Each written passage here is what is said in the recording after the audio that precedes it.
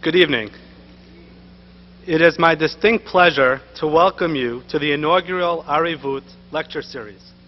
The staff at Areyvut has spent many hours preparing for this evening, and it is heartening to see that so many of you turned out for what is sure to be a fascinating presentation. Before I continue, let me take a minute to introduce myself. My name is Ezra Tuchman. I have been part of Areyvut from its inception and currently serve as a member of the organization's board of directors. I am extremely proud of my affiliation with Areyvut and would like to take a few minutes to introduce you to this terrific organization, to its founder and director, Daniel Rothner, and to its critical mission. Areyvut was established in September of 2002. From the start, the organization, its leadership and staff have been committed to a single goal: to formally integrate the Jewish values of Chesed, Tzedakah, and Tikkun Olam into the core curriculum of Jewish day and congregational schools. Cognizant that few schools maximize their resources to effectively promote Chesed, Tzedakah, and Tikkun Olam, Areyvut, the brainchild of Daniel Rothner, a well-respected educator and community activist, reaches out to educators and administrators throughout North America, providing them with innovative classroom materials, meaningful programming, and comprehensive training seminars.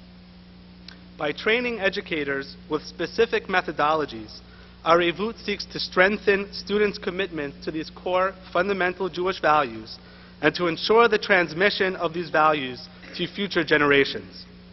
In less than 9 months, Areyvut has achieved a tremendous track record of success. In April of this year, Areyvut launched its website.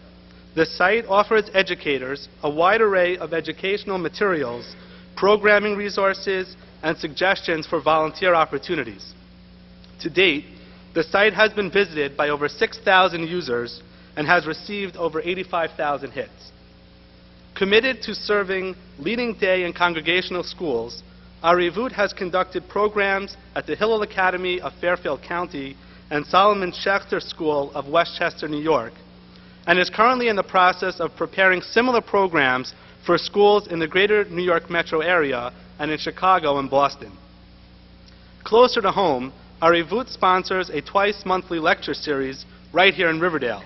This series, which is ongoing, brings leading educators, rabbis, and professionals to Riverdale to speak on a common theme: Kol Yisrael Arevim Zeh Bazeh.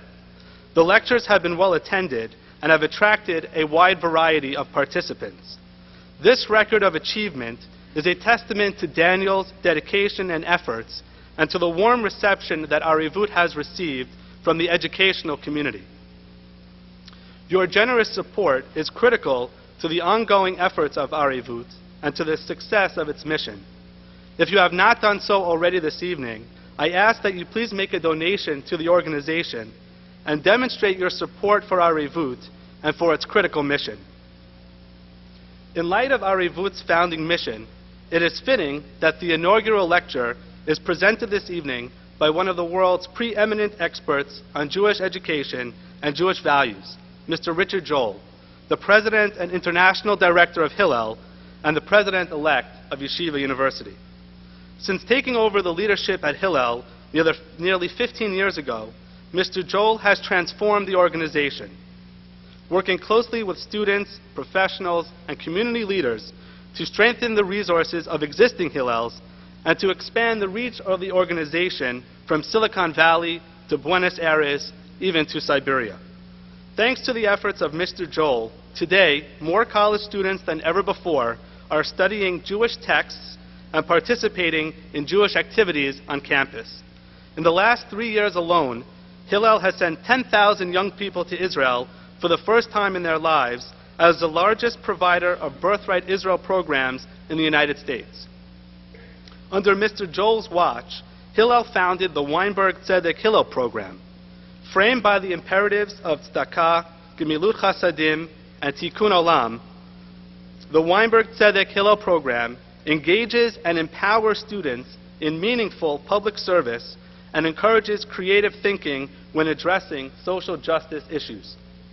One of the program's stated goals is to make tzedakah a core value of all Hillels, and to incorporate this theme into many aspects of Jewish life on campus. Simply put, Mr. Joel has permanently transformed Jewish life on college campuses and has prepared a generation of students to become the leaders of their communities. It is my esteemed honor to present Mr. Richard Joel.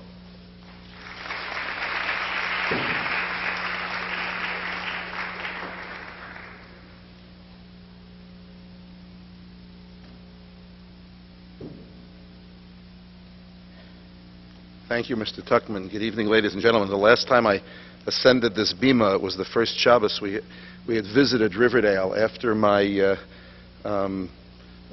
selection as president of Yeshiva University, and I came here from Mincha to daven together with my friend and teacher, Rabbi Avi Weiss, and I received Shlishi, which is the first thing that's happened to me in the last 17 years. I've never gotten Shlishi. I'm a Revi person.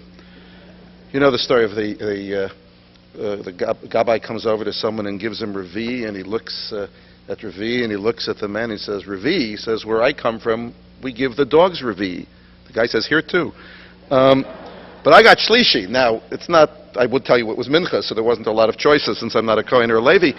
But the wonderful thing was not only did I get Shlishi, but before I got to make a bracha, Rabbi Weiss stood up and welcomed me and my family and my unborn grandchildren into the community, and sang Haveinu Shalom Aleichem to me and gave a hug. I was so exhausted I forgot the bracha.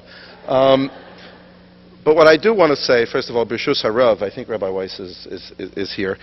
Since I was 19 years old, and Rabbi Weiss was probably 19 and a half, he has been a teacher and an inspiration to me, both in terms of his Torah and in terms of the largeness of his heart. And the only thing better about the only thing I know better than Avi is Mrs. Avi, because Toby has been we've been colleagues when I had a late lamented career as director of alumni affairs at Yeshiva University. But for so many of us, they serve as role models of both rectitude and goodness and generosity. How's that about talking about the competition? Not too bad, huh? And please God, I should have the zechus to be welcomed into this shul many times. I just hope I have the time to daven here. I mean, it's I only get one day off for Shabbos, Avi. But B'Shus Harav, and also let me express my gratitude to the truly distinguished Rabbanim, who I won't name by name, who really grace me with their presence. It intimidates me because I'm here not to talk anything about Yeshiva University, except in a discussion period. If you want to ask me, I'll be very happy to share my ignorance with you, and no doubt I'll be able to learn something about it.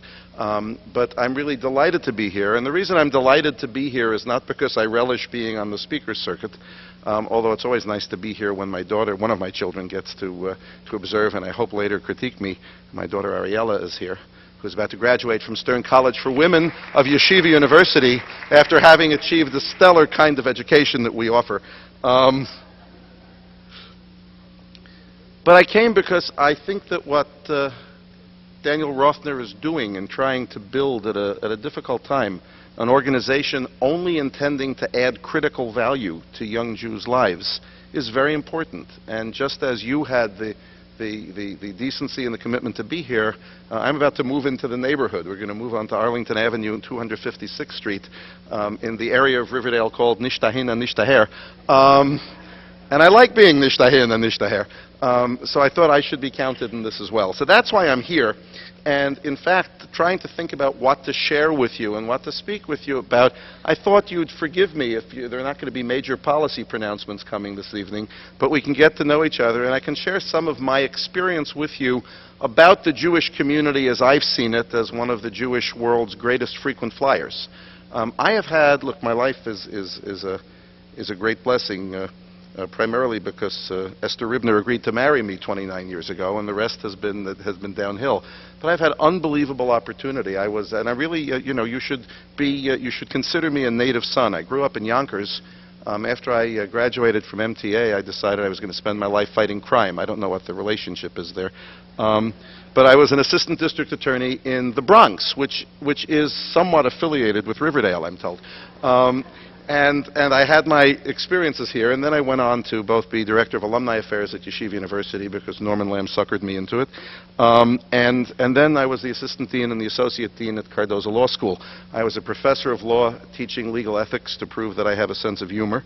And when I was going to join a Wall Street firm, Siyata Deshmaya, God exercising her divine sense of humor, intervened, and I was offered the opportunity to be the director of Hillel. When I was approached about that job, and I said, "What job is that?" They said, "Hillel." I said, "Hillel." I said, "I wouldn't be caught dead at Hillel." And they said, "Well, that's not necessarily a bad thing." I decided it was a wonderful opportunity that I'd be a real long shot for, and then I asked where it was based, and they said Washington, and we were living in Oceanside on the south shore of Long Island at the time. I said, "It sounds like a great opportunity, but I'm not going to uproot the family." I went home and told Esther, and Esther said, "You're going for an interview." I said, "No, I'm not. I'm not going to uproot our lives like that." She said, "The world has enough good Jewish lawyers." She says, "You're going for an interview." I said, "I won't do that to you." And she said, "You are getting on an airplane." So I got on an airplane. I had an interview. To my horror, they offered me the job, and we decided to do it. And it has just been an extraordinary experience to meet thousands of Jews all around the world. And I guess for me, what encapsulates my experience was about 2.5 years ago. We have a program at Hillel called the Leaders Assembly, which is basically modeled on a Yeshiva University program called Torah Leadership Seminar, where we bring about 500 students together at Camp Moshava for a week in the summer to celebrate Yiddishkeit and to learn Torah and to do it in a pluralist environment. But it's a truly inspiring evening. Rabbi Weiss will identify with this. At the end of the evening, there are students mulling around, sitting, playing guitars, singing songs. It's a wonderful moment. A few years ago, a gentleman came over to me holding his guitar, wearing one of these Uzbeki kippot, and he came over to me and with a Russian accent, said, "Excuse me, Mr. President." I guess he knew that I was going to get this job. He said, "I'd like to introduce myself to you." I said, "Yes, how do you do?" He says, "My name is Sasha." He said, "I'm the president of Kishinev Hillel." And I started crying. Because all my life, when I heard the word Kishinev, I heard the word pogrom. And I knew that we had established a Hillel in Kishinev. We have Hillels in 27 different cities in the former Soviet Union.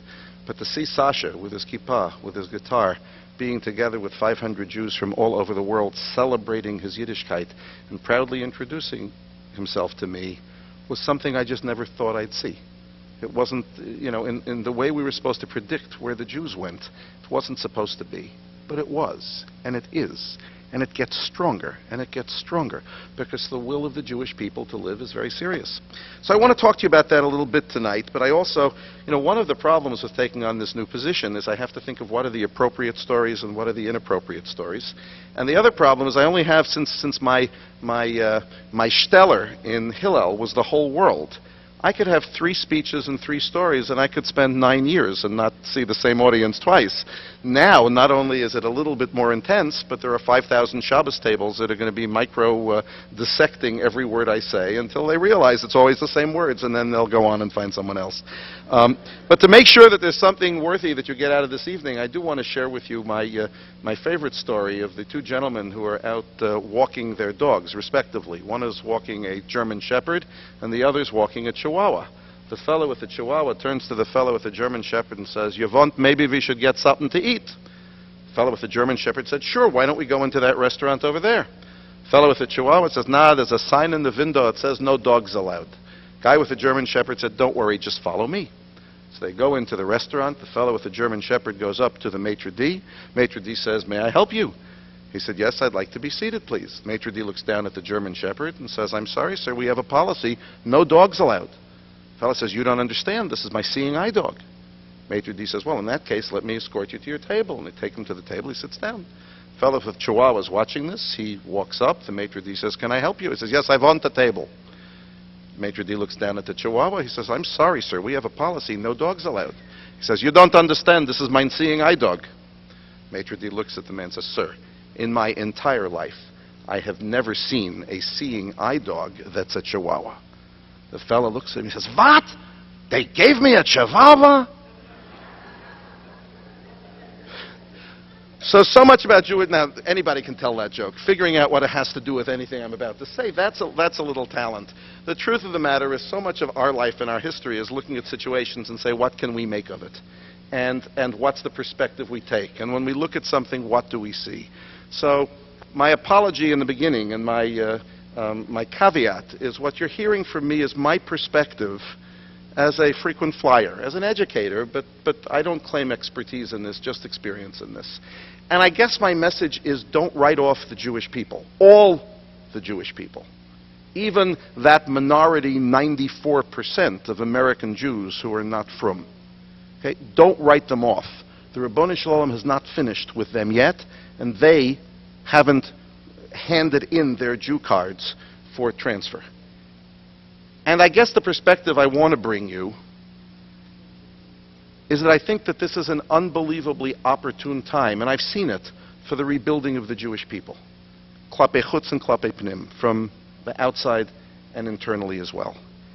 And I think as dark as the world gets, and as civilization seems to be retreating into a cave, more and more the urgency of the Jewish people to again be a people, proud, strong, and purposeful, and assert themselves, is both needed more than ever, and in some peculiar way, the darkness of the times presents an unbelievable opportunity. I've seen in my 15 years at Hillel an unbelievable standing up of young Jews who have never rejected their Yiddishkeit, they've just never been exposed to it, and struggling and looking and searching for what it means to be Jewish. But I've also reached some conclusions. I have a lot of respect for those who struggle to find their way as Jews, and although I deeply disagree with the liberal movements in Judaism, I don't believe they exist to steal Orthodox kids and turn them Reform. That might have been a fear in another generation.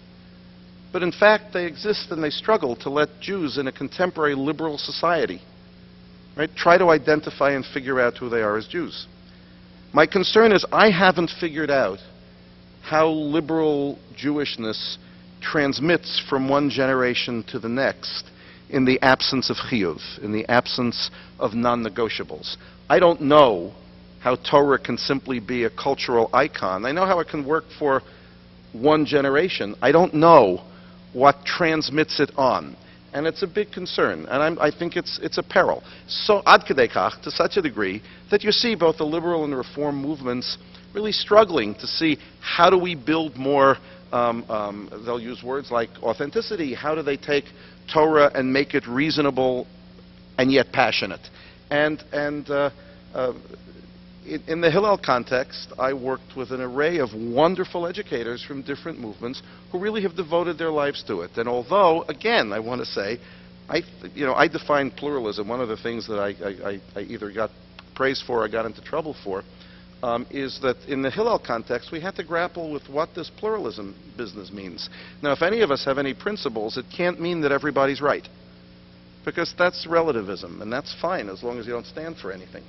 So in Hillel, we kind of defined pluralism as that I'm prepared to honor your right to be wrong, but that we don't have to spend our whole lives fighting with each other over how wrong we are. We can find things that unite us and believe that life takes its path. So I would say, and I've said this in my old position, that I think the liberal world, even as there are inroads being made and people are rediscovering their Yiddishkeit, needs the Orthodox community, not separate and apart, but as part of the larger Jewish community, in order to create a strong Jewishness. I think the world of the Jewish people desperately need the Torah-observant Orthodox community, not to shun the rest of the Jews, but to reach out to Jews, not necessarily to be makarev them.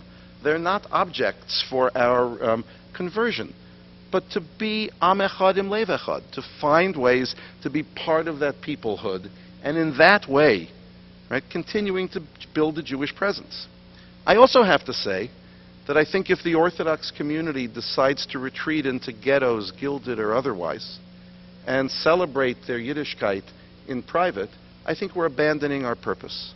And I also think it's kind of hard to be an Or LaGoyim if you're a tiny little flickering flame where you're such a miyut, you're such a minority even among the Jewish people, and the Jewish people are such a minority in the world, if we just kind of hide because it's dangerous out there, and it's dangerous out there, right? Is that why we were created? Is that why that we stood at Sinai? Was it not to be Mamlechet Kohanim V'Goy Kadosh and to work to be an Or LaGoyim? I think it was. So we have to boldly go forth and go beyond the Jewish people and say, what are we supposed to be for the world?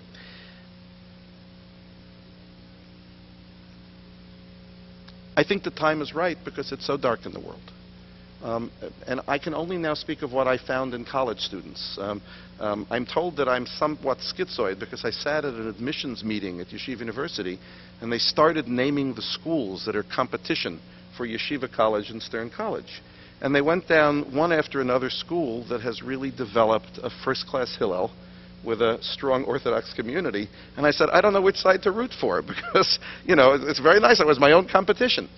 In point of fact, I was my own competition, but the three of our children who have so far attended college have all attended Yeshiva University because our feeling was it's important to give good, strong places for Torah-observant Jews to be able to be all they can be. But the truth is, if there's a commitment to grow intensely in Torah during the college years, there's just no substitute for Yeshiva University. It's not the same being at the University of Maryland having a comfortable life, but not having a structured learning experience that's serious and permanent. So that's where my partisanship lies, and I'm happy to be able to speak out of that side of my mouth. But Baruch Hashem, when you see these communities where you have all different Jews together, you see that it can be very healthy. Why is it a ripe time, though? I mean, there are tens of thousands, hundreds of thousands of Jews who are exploring their Jewishness. I think that we can lay the blame at the feet of globalization. In a peculiar way, globalization has wrought all kinds of peculiar circumstances on the world. Even though, as a result of globalization, everything is smaller. The world is smaller. Telecommunications makes us smaller. Transportation makes us smaller. The instant spin that we get from CNN makes us all closer together. Somehow, particularly young people, feel more anonymous, faceless, nameless, and powerless than they've ever felt before. I mean, I'm 52 years old. I grew up, you know, and I'm a child of the 60s. I knew I could change the world. The only question was, how was I going to change the world? This is a generation that thinks it's impossible to change the world.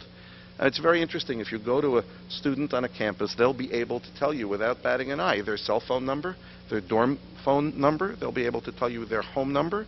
They'll be able to tell you their ATM number, their social security number, their student ID number, their license plate number.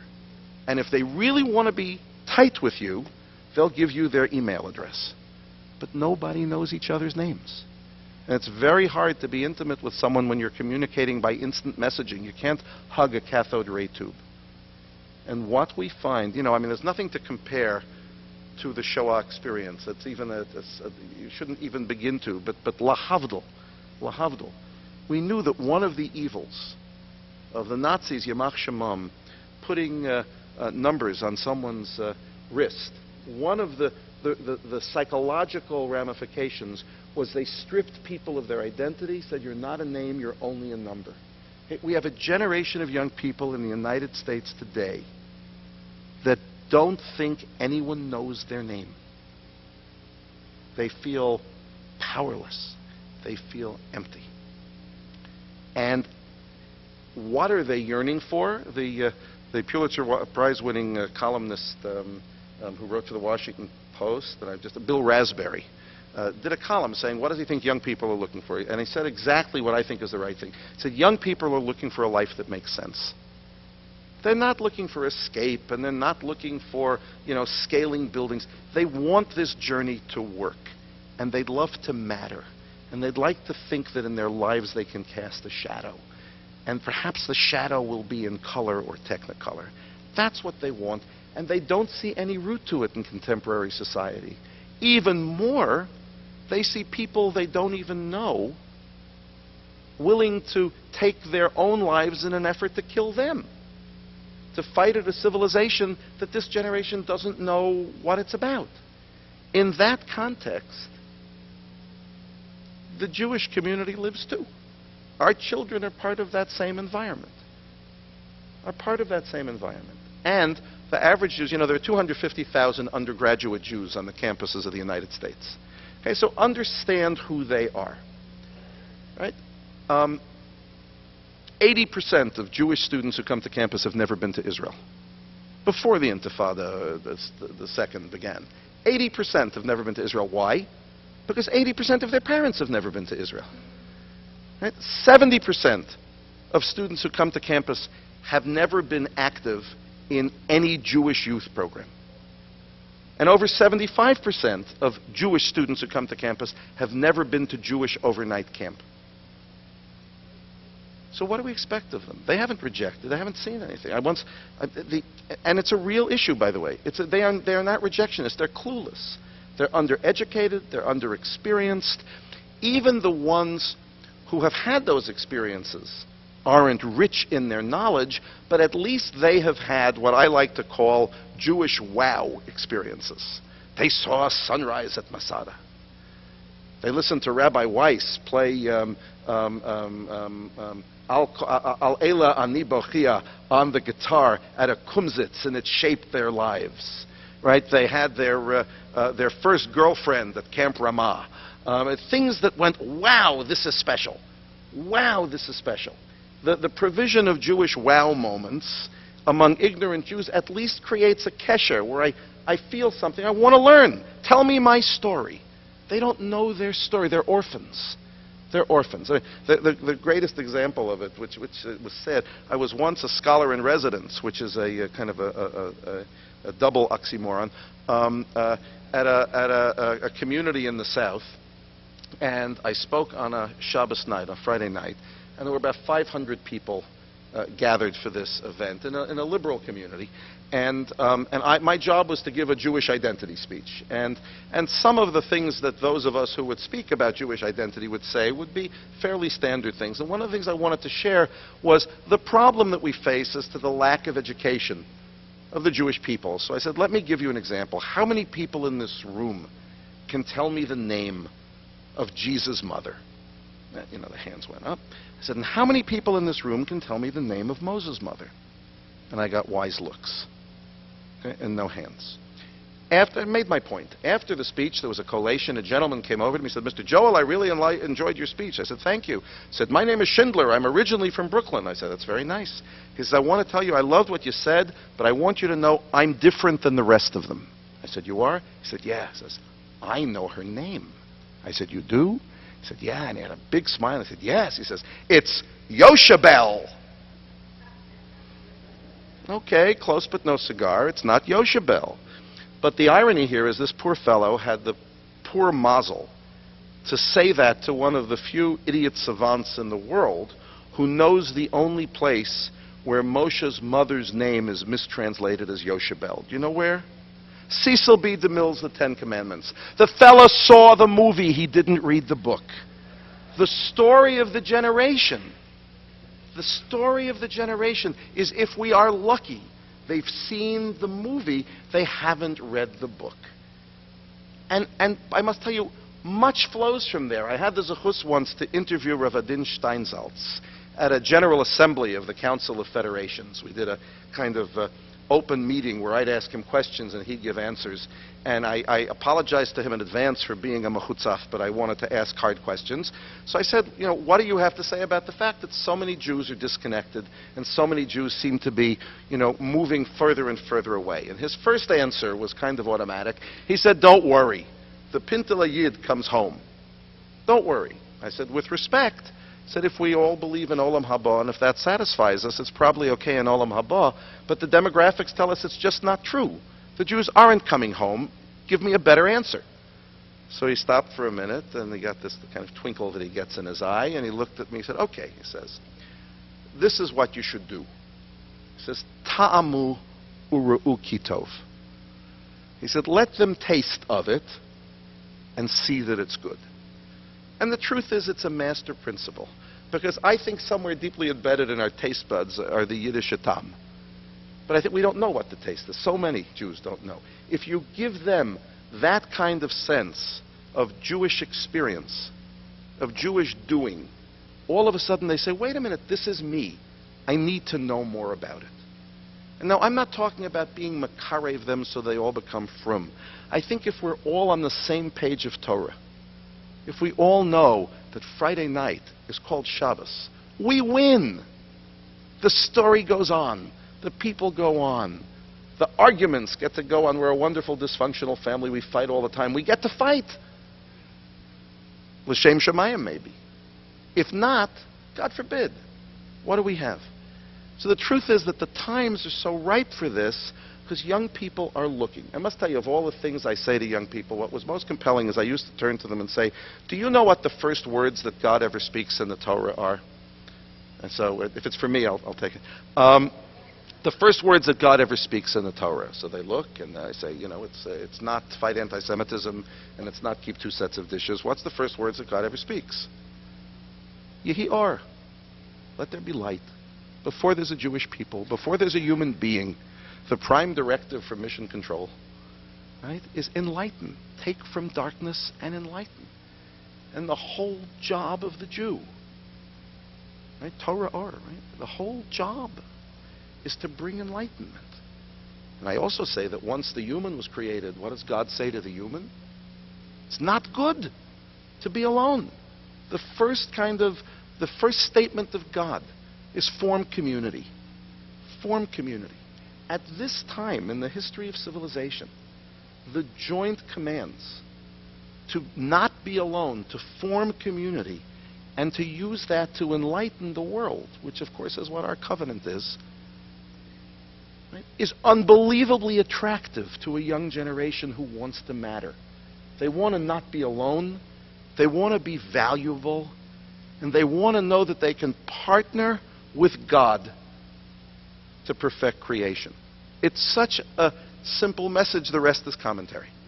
I must tell you, though, that even in the frum world, and even with our children, often they have the knowledge, but they don't have the spark. You know, we were involved together in forming something called Yeshiva High School Seminar, because we had wonderful students who went to wonderful yeshivot, and they learned a lot, and they could learn a blat Gemara, but if you'd look in their eyes, you wouldn't see excitement. And if you looked at their perspective, you didn't see vision. So we formed seminars. Yeshiva University formed seminars to have day school students go to a retreat setting, right, to celebrate their Yiddishkeit and to learn about the passion of Yiddishkeit. To learn about the passion of Yiddishkeit. It's a great collective endeavor. What Areyvut is doing that's so valuable is to say we want to go into day schools. We don't care what flavor day schools. We want to go to day schools and to show Jews that they have the power through mitzvot, to enlighten the world, and therefore they should cling to their Yiddishkeit. They should learn the skills of how to live that passionate life, how to live that joyous life. You know, we don't know each other well yet, although we're almost neighbors. I must tell you, I'm not exaggerating when I'm telling you there are multiple tens of thousands of young Jews who are celebrating. You come up with a program like Tzedek Hillel. So I send 32 groups of college students on alternative spring break to El Salvador to help build houses for the poor peasants. But as they go, they have a learning agenda where they learn primary text from whatever their background. We prepare all the textual material. We train leaders so they understand the text and the context of what it means to be Balei Chesed. My only concern is there seems to be this little village in El Salvador that probably is fluent in Yiddish by now, but we keep sending these students down there to build these things.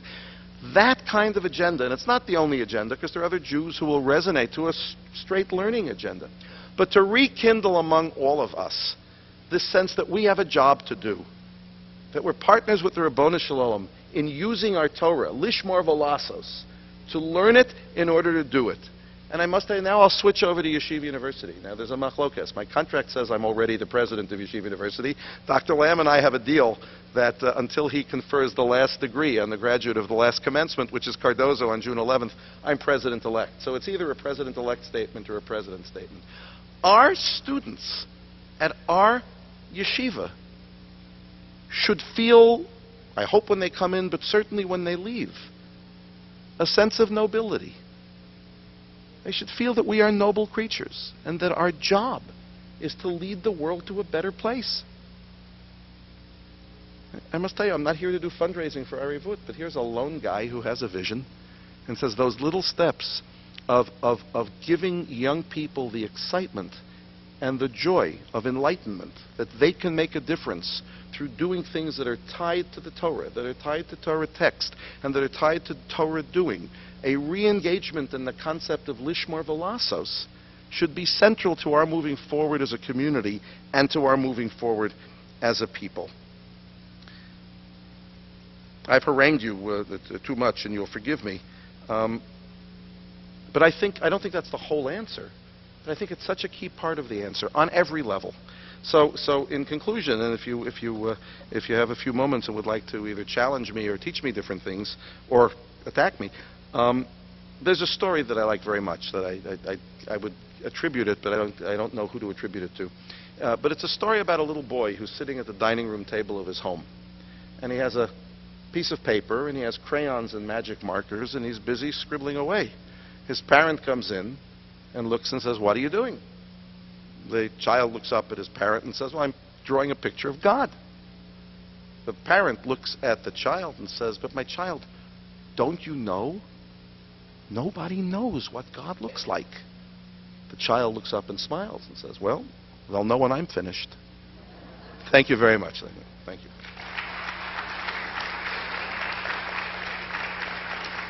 You want some questions?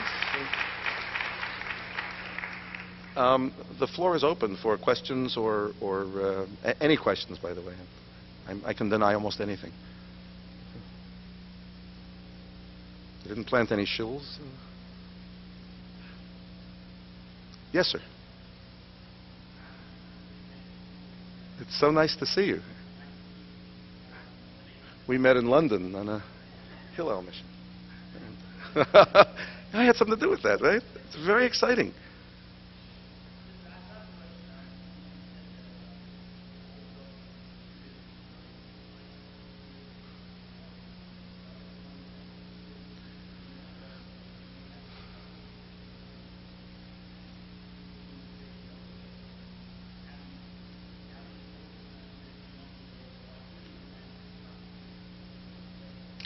First of all, I'm not sure you're correct.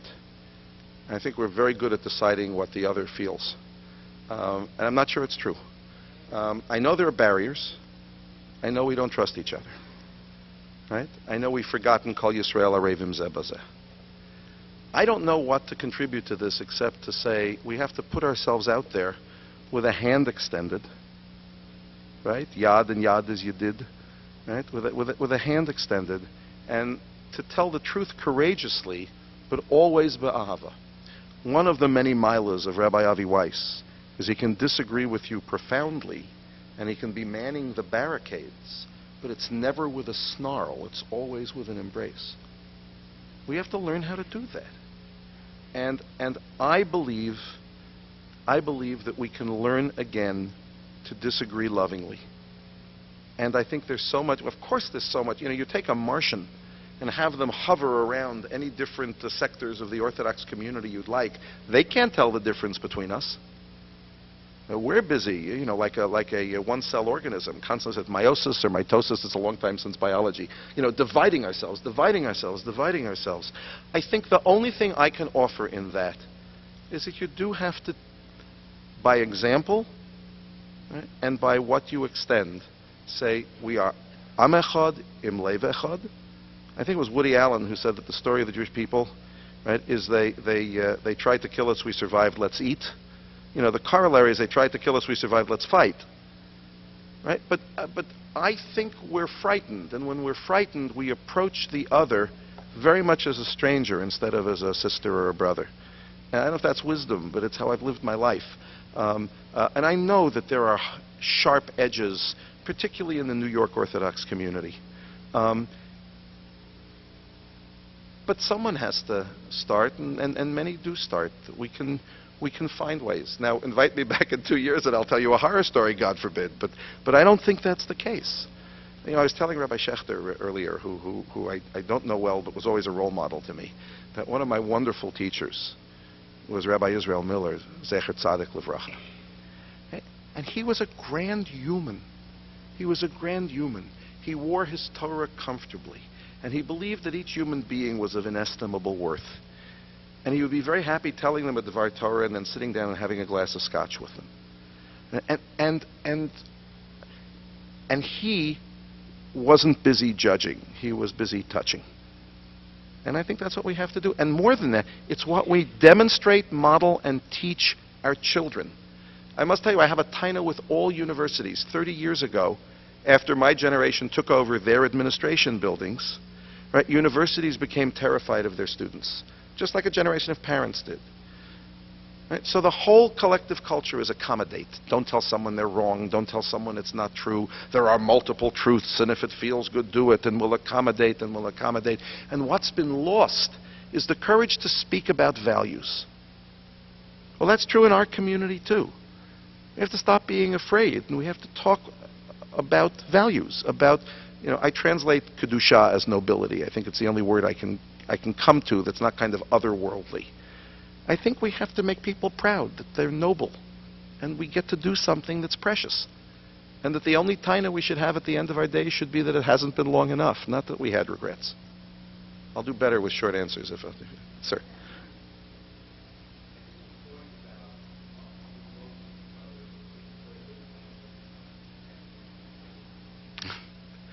I'm not worried about you. Mm-hmm.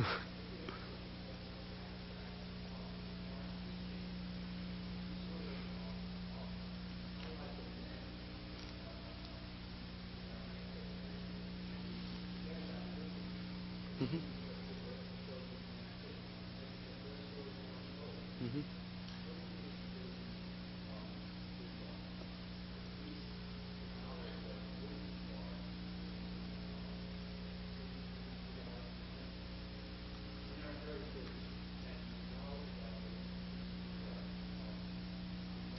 Yeah.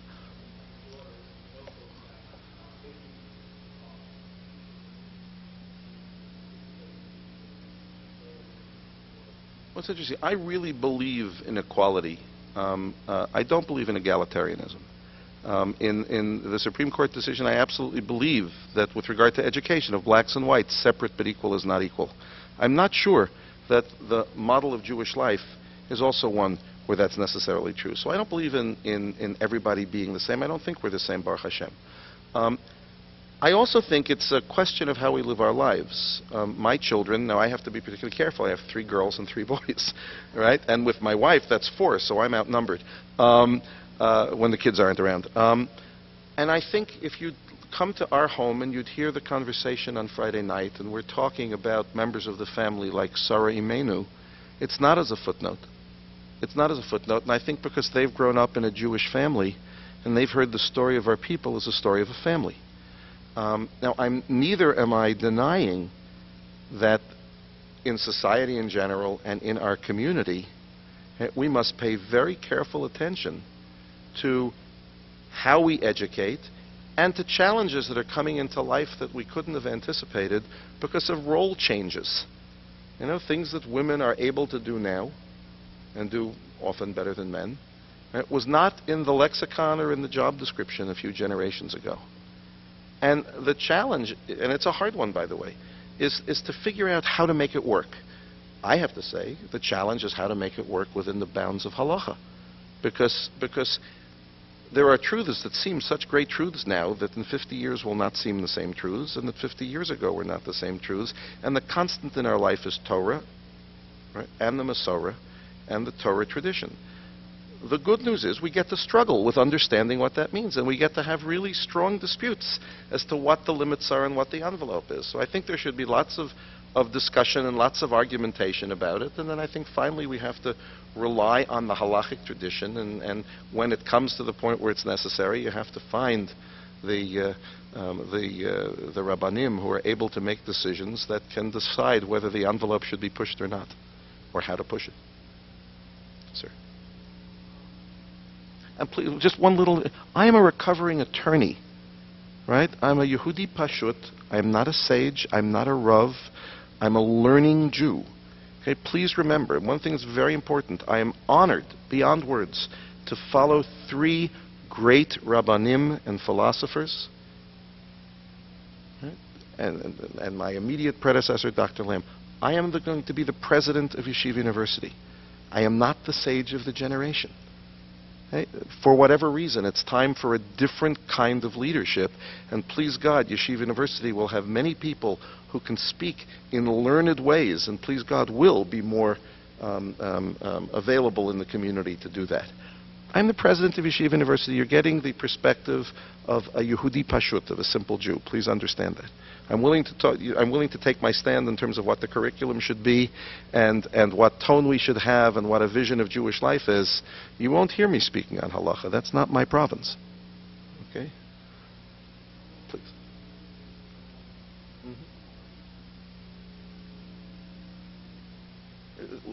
You know, I've read Jeff Gurok's book on the men and women of Yeshiva, which teaches the history of Yeshiva. There was not a revelation at Sinai where Dr. Oh, I'm sorry.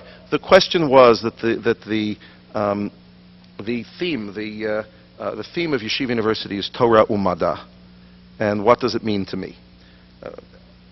In doing my research, there was not a moment of epiphany where Yeshiva was started saying, we're going to do Torah Umada. And as you know, we've spent years and years struggling with what that means and having countless discussions of what that means. And tomes are written on what that means. Frankly, I would rather just do it and not talk that to death. There's a lot of Torah we have to learn. Struggling with that troubles me. If you want to know how I view it, I think the Torah Umada means that our opportunity as Jews is to look at and act upon the splendor of the world, science, culture, philosophy, technology, to look and act on all of that viewed through the prism of Torah. Okay? That's Torah Umada. Yeah, short answer. Yes, sir.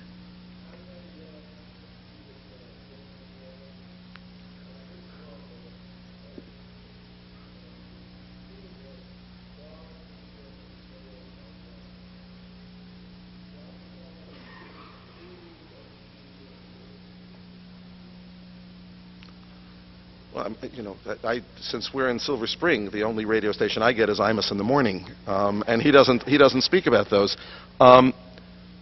Without being too philosophical about it, certainly, as an educator, the tenets of understanding the ways of the Ribono Shel Olam, right, knowing that there is a unique relationship between the people of Israel, right, and the Ribono Shel Olam, and knowing that Medinat Yisrael is the destination, the sacred destination of the Jewish people, is something that I think is central. I'm not sure I'm prepared to say what are the only ones. By the way, I have experience in this. There are more Zionists per square inch at Yeshiva University than at any other place in the United States, and yet we keep it a secret.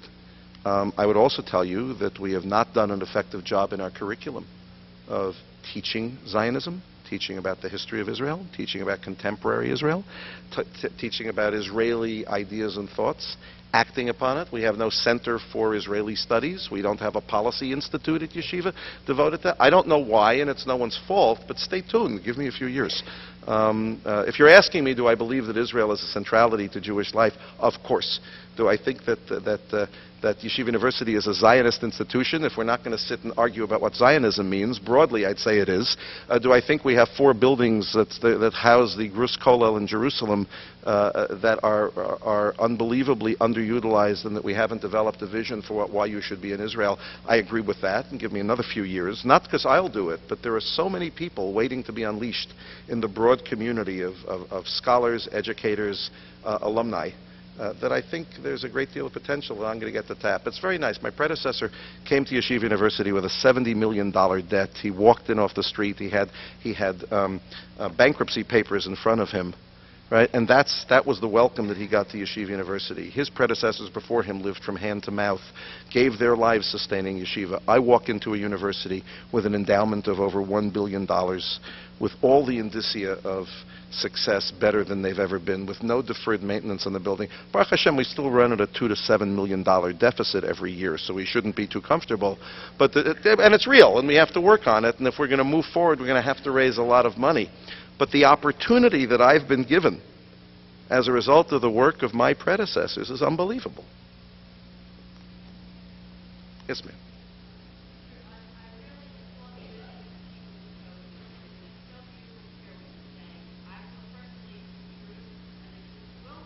That's always dangerous, Eddie. That's always dangerous when we know the truth. Well, yeah, I appreciate it.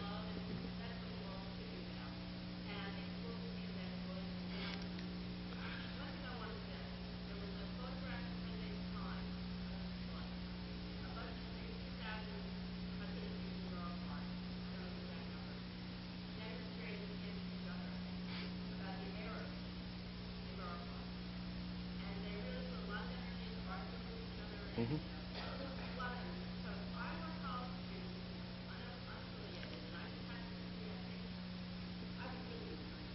Yeah, yeah.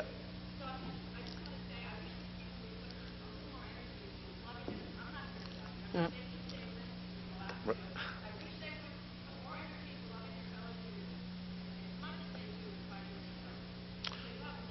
Yeah, look, I agree with you. I just think that you're narrow in pointing a finger at one particular group, because I have to say that we are very good at finding ways to argue with each other, whether it's about breakaway minyanim, whether it's about Sephardi Ashkenaz, and it's not limited to the frum community. And my lesson always is, don't blame God for what we do. It's not a statement on Torah. It's not a statement on Judaism. It's a statement on our failure. And I think that's true. You can also look at professors at Berkeley and say, isn't it a shanda? I never want to learn anything because you have these radical liberals and you have these radical conservatives. Why are they so busy fighting with each other?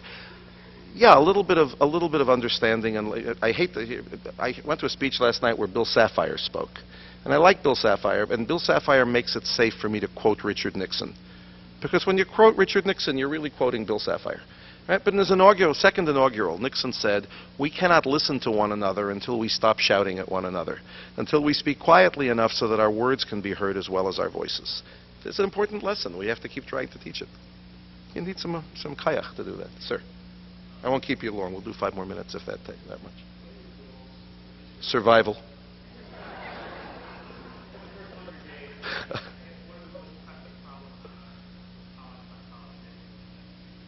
No, I'm not going to go college by college. I can tell you about the opportunities. I've been living for my sins for the last several months in an apartment in the Morgenstern dormitory.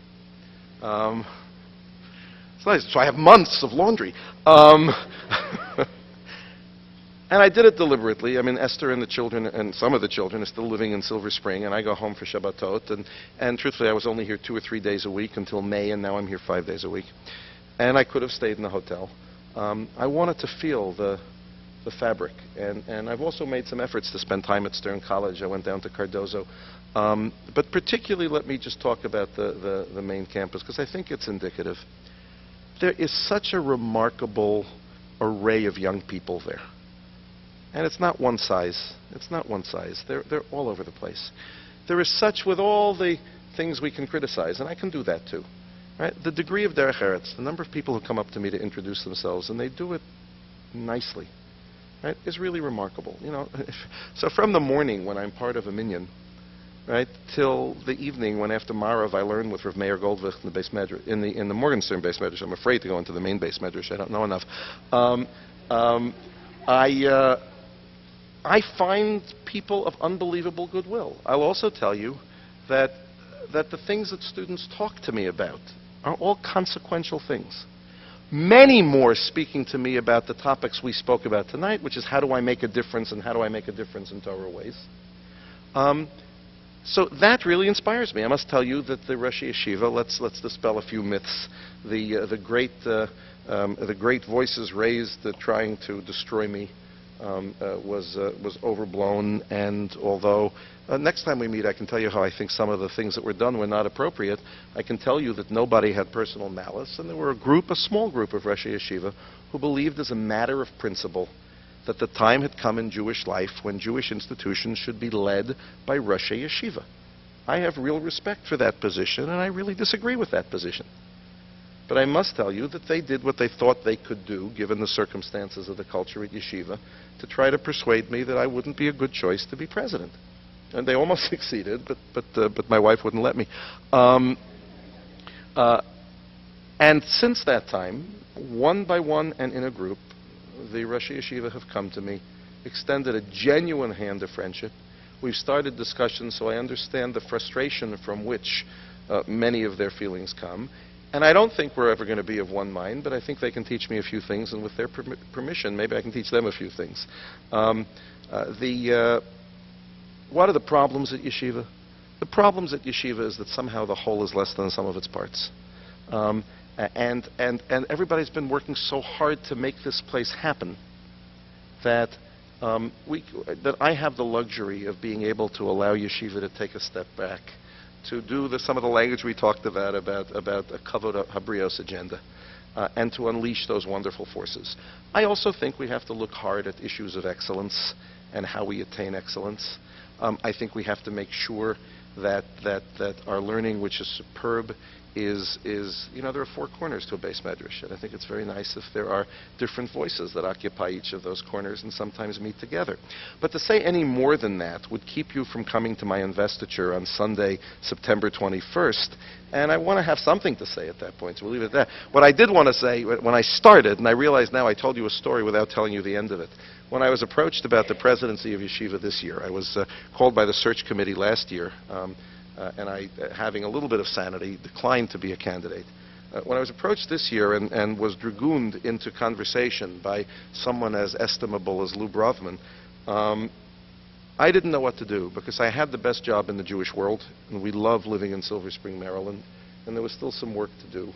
And I love Yeshiva, but I wasn't sure I was right for it. I, like everybody else in the world, thought that there was the right Torah sage and philosopher who was waiting to take that position. And I really refused to be a candidate until the day they elected me. And I was willing to do due diligence and to have people meet me, but I wasn't about to throw myself into that arena because I didn't want to get upset every time I read the Jewish Week.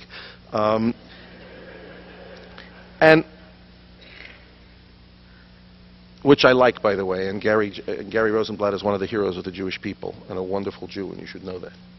Always acting out of integrity, always struggling with how to be a journalist with journalistic ethics and how to be a Ben Torah. Always a struggle, and thank God he does that. But I didn't know what to do, and it was clear to me at a certain point that if we said yes, we do this. And Esther and I always make our decisions together. So finally, we didn't know what to do, and it happened that we had tickets to see Man of La Mancha at the National Theater in Washington on its way. You know, the shows come to Washington $15 cheaper before they go onto Broadway. And we had last seen Man of La Mancha 30 years ago with all of you. We went to see Man of La Mancha. So I'm one of those Michigayim who sits in the theater with a pen and the playbill, writing down lines that I enjoy. So, you know, one of the things that the Don Quixote character said is that madness is seeing the world as it is and not as it ought to be. Right? And then, of course, came that song. This is my quest to follow that star, no matter how hopeless, no matter how far. If anyone has an accordion, I can really clear the room very quickly. And Esther and I walked out of the theater, and both of us, being soppy people, were crying. And Esther turned to me and said, Richard, maybe we're supposed to do this. I think if you're very lucky, and the Ribono Shalom smiles on you, you have opportunities in your life to celebrate doing what you're supposed to do. So please God, in 5 years we'll find out if I was listening to the right song or not. But I certainly hope that we will have a journey together here in this wonderful community of Riverdale, that we can all work together at Yeshiva University, at other institutions, Lahagdil Torah, Lahadira, and that we remember that madness is seeing the world as it is and not as it ought to be. Thank you very much, Lynn.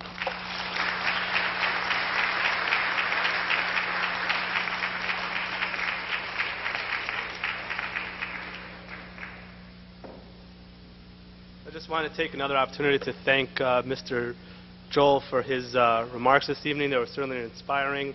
For those who are interested, there are still refreshments outside, and we'll be davening Mariv in here in about 5 minutes. Thank you.